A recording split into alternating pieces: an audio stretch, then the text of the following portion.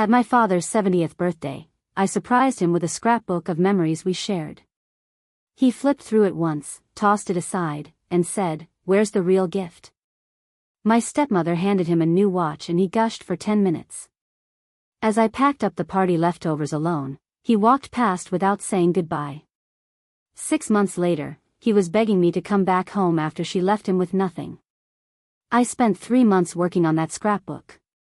Not just evenings or weekends. I mean real hours.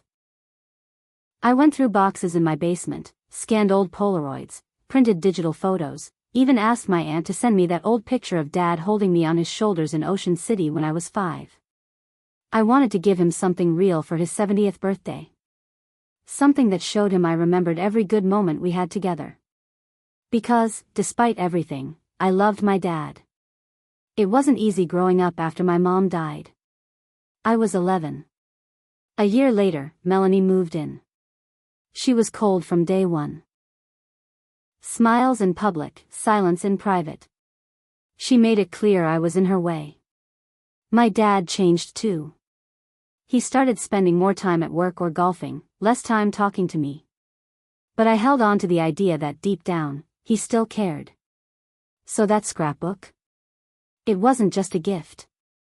It was my way of saying, I still care. Do you? The party was at their house in Lancaster, Pennsylvania.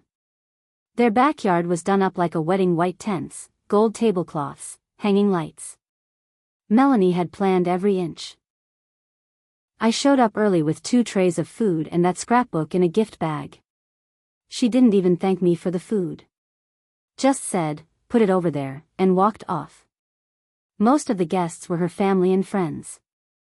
I recognized a few uncles, maybe 2 cousins. The rest? Strangers. I stood around sipping soda, trying to keep a smile. Dad was in his element, laughing with his golf buddies, patting people on the back, wearing a button-down shirt I'd never seen before. Gift time came and people started handing him cards, bottles of bourbon, a pair of golf shoes. I waited till the end, not wanting to compete. When it was just a few of us left, I handed him my bag and said, "This one's from me, Dad."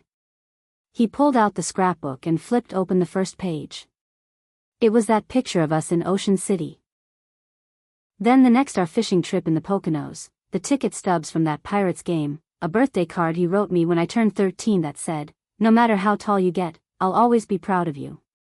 He looked at each page for maybe a second. Didn't read the notes I wrote in the margins. Then he closed it, set it down, and looked up. "Where's the real gift?" he said. People laughed. I felt my face go red. Melanie swooped in with a shiny black box and said, "This one's from me." Inside was a gold watch designer, expensive. His eyes lit up. "Oh, honey. This is perfect," he said, kissing her cheek. "You always know exactly what I need." He went on about that watch for 10 minutes. Wouldn't shut up about the craftsmanship, the weight, the brand. Never said another word about my scrapbook. The night dragged on. People danced. Melanie disappeared halfway through. Dad talked sports with his friends. I packed up the cake and plastic plates by myself. Took down folding chairs, stacked them near the shed. No one offered to help. I watched my dad walk by me on his way back into the house. He didn't look at me. Didn't thank me for coming. Didn't say goodbye. I drove home with the scrapbook in the back seat and didn't take it inside for 2 days. I left it there like it didn't matter anymore. That night, I promised myself something. I was done chasing scraps of attention from someone who didn't want to give them. I didn't go back to their house. Didn't call. Didn't text. Nothing. 6 months later, I got a voicemail. I almost didn't listen to it. But I saw his number and curiosity won. "Hey, it's your dad. I know we haven't talked. I know I messed up. Melanie's gone. She left. Took everything. I could use your help." I didn't delete the message. I didn't reply either. I let it sit for a few days. Let him wait. When I finally called, his voice cracked. She's gone. Just left. Took the money, the jewelry, even the furniture. Said she's been planning it for years. I didn't see it coming. I wanted to say, I did. But I stayed quiet. I don't know what to do, he added. I'm all alone. I told him I'd think about coming by. I didn't say when. And in that pause, between his begging and my silence, I felt something I hadn't felt in years. Control. I drove back to Lancaster 2 days later, more out of curiosity than pity. The house looked smaller. Sad, even. The front flower beds were dead. Paint on the porch was peeling. A "for sale by owner" sign sat crooked in the front yard. It wasn't even on the market last I checked. My gut twisted a little. Dad opened the door looking like he hadn't slept in days. His hair was wild, shirt stained, sweatpants too big. He looked at me like I was the only person left on earth. "Thanks for coming," he muttered, stepping aside. His voice didn't carry like it used to. I walked inside and felt the emptiness right away. The living room was gutted, no couch, no TV, no rug. Even the wall art was gone. Just marks where things used to hang. "She took the furniture?" I asked. He nodded, rubbing his eyes. "Took the couch, the chairs, hell, even the good dishes. Said she needed a fresh start." I stayed standing. He didn't offer me a chair because there wasn't one. So we just stood there, awkward, like strangers. "Why'd she leave?" I finally asked. He let out a bitter laugh. Said she was tired of being married to a man with nothing to offer. Said I was old. Boring. That she spent her best years waiting for me to be someone. I didn't say a word. Just listened. He kept going, like if he stopped talking, he'd have to feel something. "She emptied the accounts. Opened a P.O. box a year ago, apparently. She'd been stashing money there, transferring little bits at a time. I never noticed. Never thought to check." "You trusted her," I said flatly. He looked at me. "Yeah." I walked to the empty mantel where the family photos used to be. Now, there was nothing but dust outlines. "You remember that scrapbook I gave you?" I asked suddenly. He froze. I could see it in his face. Yeah. I do." "Where is it?" He looked down. "I think it's in the garage." Maybe. I asked. "You think?" He didn't answer. I walked out to the garage myself. After 15 minutes of digging, I found it under a pile of dusty holiday decorations, right beside a broken lamp. Still in the same gift bag. Untouched. That was when I decided, he wasn't getting sympathy from me. Not after this. But I saw something else, an opportunity. So I started coming by once a week. At first, it was just dropping off groceries. Then helping clean the place. He was desperate enough to accept it without asking questions. But I wasn't just being kind. I was building something. Quietly. Every week, I took photos. Of the empty house. Of his condition. Of the unpaid bills on the table. I even found a few old letters Melanie wrote, ones that hinted she'd been manipulating his finances for years. Why? Because the house was in both their names, but the inheritance from my grandparents the one that helped buy it? That came from my mom's side. Legally, a good lawyer could argue that most of it was mine by family right. So I found a lawyer. I told Dad I was just helping out. Meanwhile, I was building a case. A paper trail. And it wouldn't just get the house out of his name. It would get it into mine. 3 weeks into my visits, Dad started acting like things were back to normal. He even tried to joke with me one afternoon while I was scrubbing mildew off the bathroom tiles. "You know, he said from the hallway, "You're not half bad with a sponge." Melanie sure never lifted a finger to clean. I didn't even glance at him. "You sure about that? Seems like she cleaned out pretty well." He didn't respond. That week, I found something that pushed the whole thing into a new direction. I was digging through the kitchen drawers, trying to organize the mess of papers and loose mail. Stuff he clearly hadn't touched since she left. In the back of one drawer, folded between expired coupons and takeout menus, I found a legal-looking envelope postmarked 7 months ago. Before the birthday party. Before everything. I opened it. Inside was a letter from a financial advisor in New Jersey, addressed to Melanie. It outlined a list of accounts recently moved into her name alone. There was also mention of a long-term financial exit plan for someone referred to only as M. I recognized the advisor's name. He had helped my dad once after my mom died. I checked the dates. The accounts were switched right before the party. She had already been planning to leave him when she stood there kissing his cheek and slipping that expensive watch on his wrist. The watch he loved more than my scrapbook. I took photos of the letter. Every page.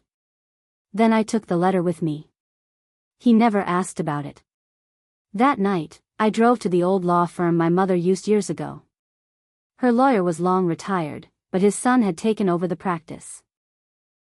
I told him everything about my grandparents' inheritance, about the scrapbook, about the house, the bank accounts, and Melanie's letter. He said something I hadn't expected. "This isn't just fraud," he said. "This might be elder abuse." It stunned me for a second. "You serious?" He nodded. "If she manipulated his finances while presenting herself as his caretaker, you've got a serious claim. But if you're looking to help your dad, I can pursue this gently." "I don't want to help him," I said. "I want the house." He stared at me for a moment, like he was trying to figure out what kind of son I was. I didn't blink. Back at the house the next week, Dad was sitting at the table, holding something. My scrapbook. "I was going through it," he said, not looking up. "Little late," I replied. "I know," he said quietly. I didn't think you remembered all that stuff. The trips. The games. I forgot half of it myself." "That's the difference," I said. "You forgot." "I didn't." He looked up. His eyes were watery. "I've made mistakes. You don't need to keep punishing me." I laughed once, hard. "I'm not punishing you. Not yet." He didn't ask what I meant. He just looked away. The next twist came fast. I got a call from a bank, one of the ones listed in that letter I found. They had flagged suspicious activity on one of Melanie's accounts. Someone had tried to withdraw a large sum using Dad's name. They were trying to verify identity. Apparently, Melanie had opened at least one account in his name without his knowledge. She was still draining what little was left. I gave the lawyer the details. He filed a motion. Things moved fast. Within days, Melanie's account was frozen. She got served. And the house? Well, turns out a little-known clause in my grandparents' will gave me a better claim than anyone realized. All I had to do was push. I didn't tell Dad about the legal move right away. I wanted him to sit in that empty house, day after day, feeling every inch of what he let happen. The silence, the loneliness, the cold meals, he earned that. But eventually, he figured it out. He got the letter from the county clerk the same day I did. It said the house was under legal review for ownership transfer due to contested inheritance claims. He called me that night. He was shaking. "You're taking the house?" he asked. "I'm reclaiming it," I said. "You had your chance to care about it." "About me?" "That's not fair," he said, his voice cracking. "Neither was you tossing my scrapbook like trash," I snapped. For a moment, he went quiet. Then he said, "You're doing this for revenge. I'm doing this because you chose a woman over your own son." And when she left, you came crawling back like I'm your safety net. He didn't deny it. I hung up. The final court date came 2 months later. Melanie didn't show. She'd already hired a lawyer and tried to settle out of court, but I refused. I wanted it on record. I wanted it public. She had taken nearly $200,000 from my father over the years. She forged his name, used his social to open accounts, and even stole from an old retirement fund that was originally in my mother's name. The judge ruled in my favor. Ownership of the house was transferred to me. The inheritance connection sealed it. Melanie was ordered to pay restitution, though she'd likely never pay a cent. Dad lost everything. The day I came to take possession, he was still living there. Just one bag packed. I don't have anywhere to go, he said quietly. That's not my problem, I replied. Figure it out. You're really going to do this to me? You did it to yourself. I waited at the door while he slowly walked down the front steps. He stopped halfway and turned. I was wrong. About you. About everything. You were, I said. He stood there for a moment. I think he expected me to soften. I didn't. He got in his car and drove away. I don't know where he went. I didn't ask. I didn't care. Now, I live in that house. I fixed it up. Got rid of every trace of Melanie. Repainted the walls. Donated the leftover junk. Replaced the floors. But I kept the scrapbook. It's sitting on the coffee table right where he left it the day he tossed it aside. Every now and then, I flip through it. Not to remember him. To remember who I used to be. And why I'll never be that person again.